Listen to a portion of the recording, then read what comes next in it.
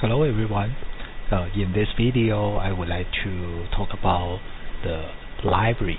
Right? In C program, sometimes we need to link to a set of predefined binaries, and those are organized as libraries. So before that, let's review the tool chain, right? The processing of the tool chain in the GNU-based GCC tool chain. So we have a few source files, and for each source file we need to use firstly pass through the preprocessor, and during the preprocessing we may access a few header files. Then the result of the preprocessing is a preprocessed source file. The source file is pure C syntax. That means all the preprocessing directives are replaced by the corresponding C syntax. Then we pass the preprocessed source file to the compiler and produce the corresponding object files. We need there are several preprocessed source files. Then for the object files, we use linker to resolve some symbols or some references to the predefined, no matter it's a function or global variable, then produce the final executable file. So for the library files, there could be multiple predefined or pre-built library file, or the project library file.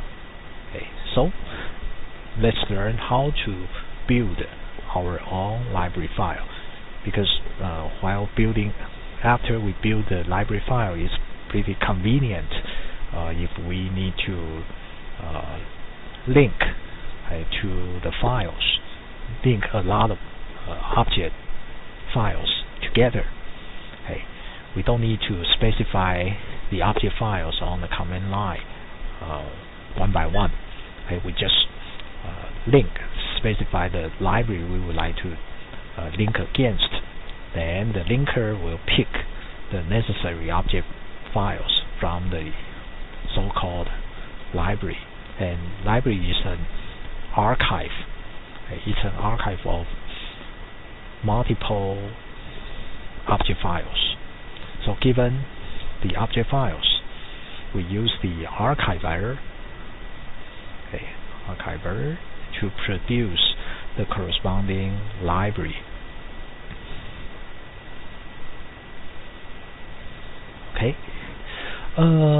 So in the Unix convention, according to the Unix convention, the library name is a part of the library file name. So the library name is put here. We start the library file name with lib, and then followed by the library name and .a. .a means it's an archive, and this type is called static library. Static library because we simply put all the object files together inside the archive, and then when we want to link to the library, we use the lowercase l, so -l, to link to the library name. However, if the library is not located in the default search path, sometimes we need to specify our own search path. So we can add an additional link path using the uppercase L.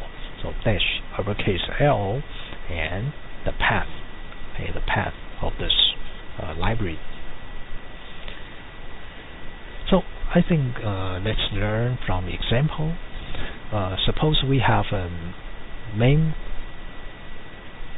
program, called lib test C. So in this program we link to two modules.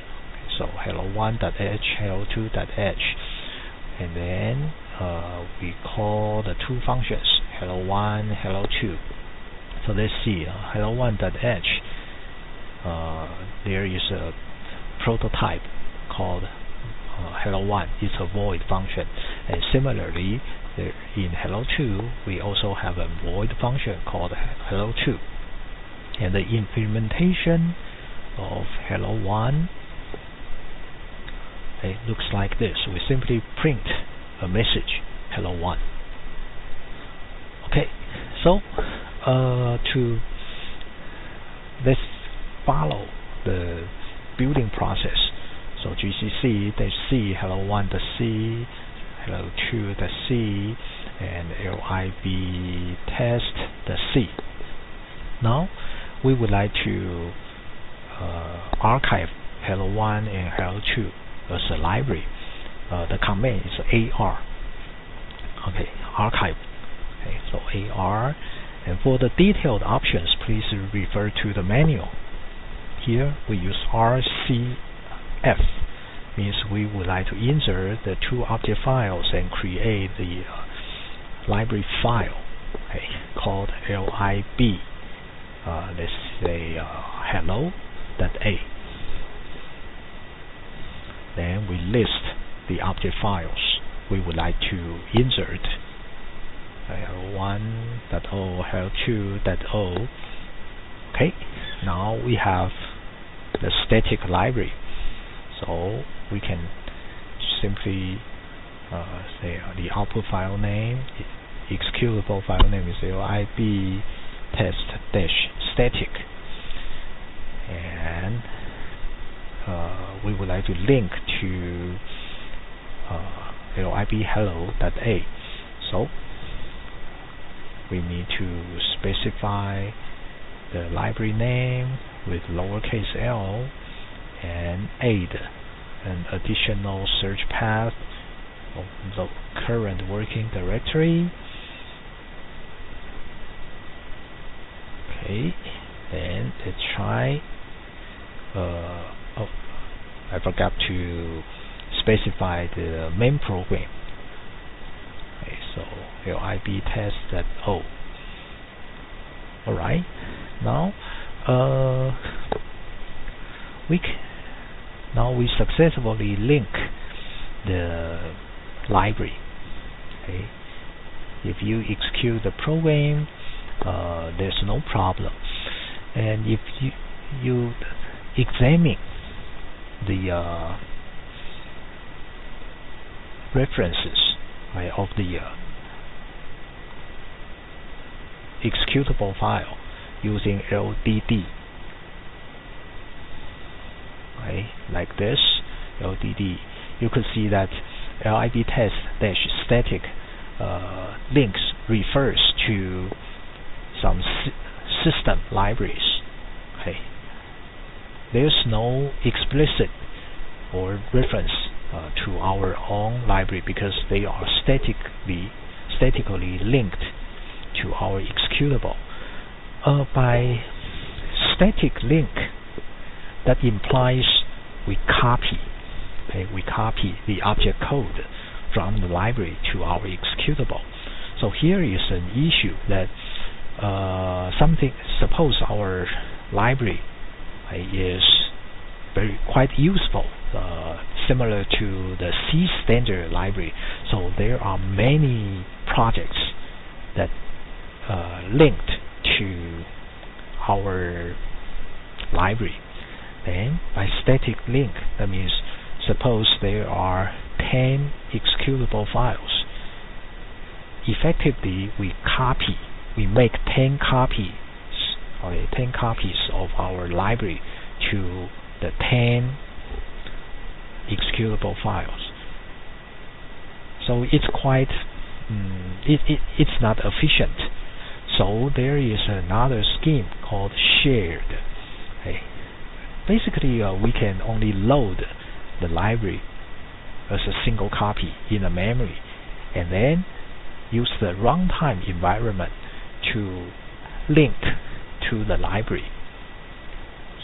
Okay, so this is by this way we share only one copy of the code of our library, and the operating system will handle the linkage, okay, among all the executable files. However, you can see that since the library is shared, that means the code of the library should not be that means address dependent, because the library should be independent. Okay, the memory address should be independent from the executable files. So that means for the shared library, we need to build the shared library in a different way.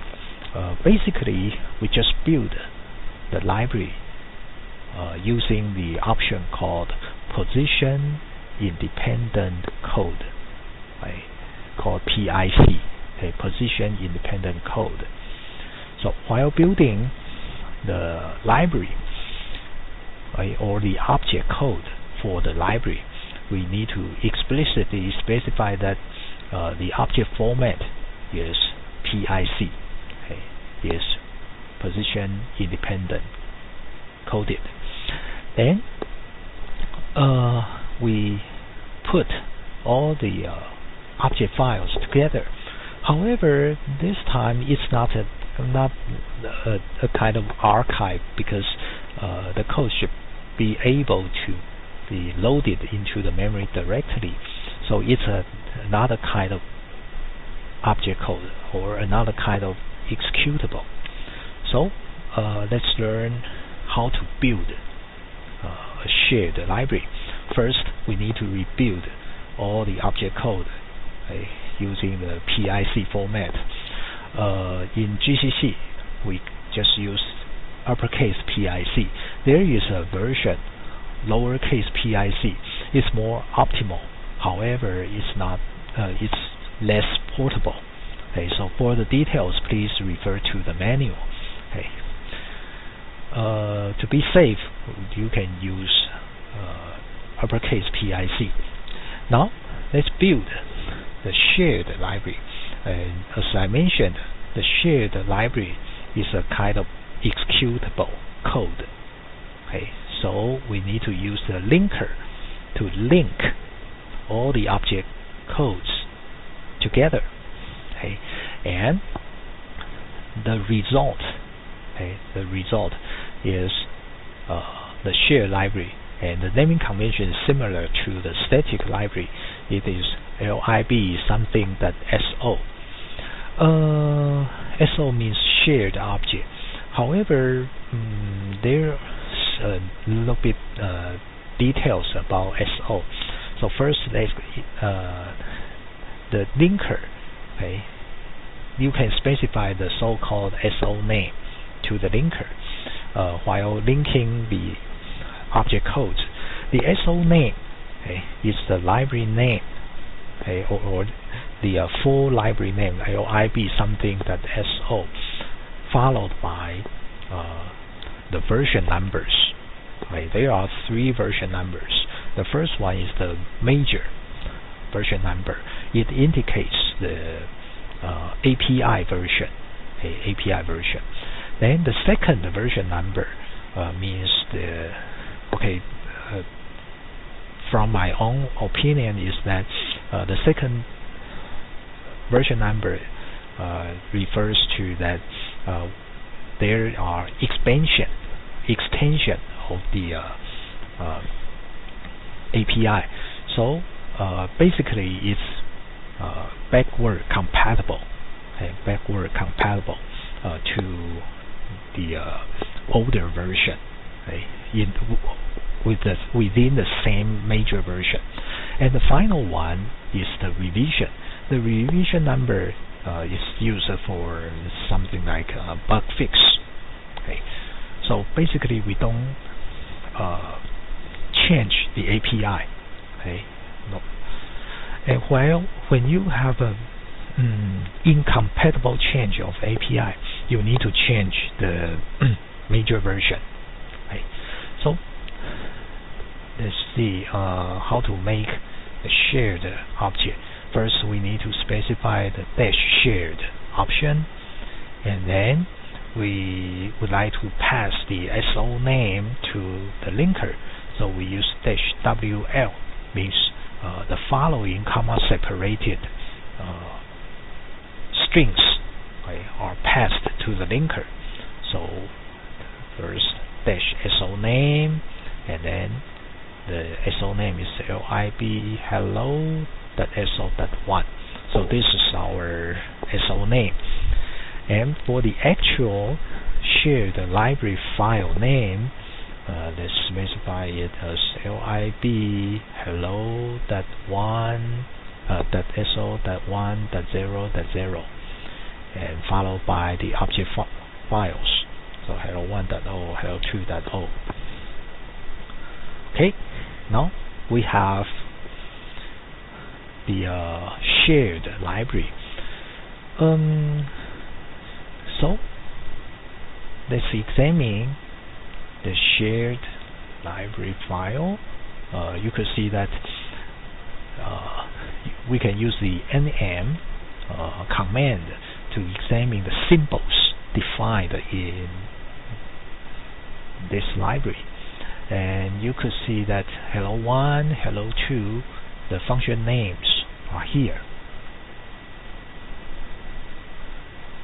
Okay, then to link to the shared library, this is, I think this is a case of ours, like gcc-o lib test-shared, and then we would like to link lib test.o against the library. So we need to specify the search path dash uppercase L dot and dash lowercase l hello. However, now in the current working directory, there is a static library and a shared library. Right. If we specify like this, the linker try to match the name lib hello dot something, so it will match the lib hello dot a directly. For shared library, the official way is to make the symbolic link to the library file. And there are two versions, two symbolic links. One is a symbolic link of the SO name, and the other is the generic shared library name, so lib hello.so. When we have both hello lib hello.a and lib hello.so in the search path, GCC will pick the shared library first. So by this way, we link to the shared library. We can use LDD to check whether our executable file link to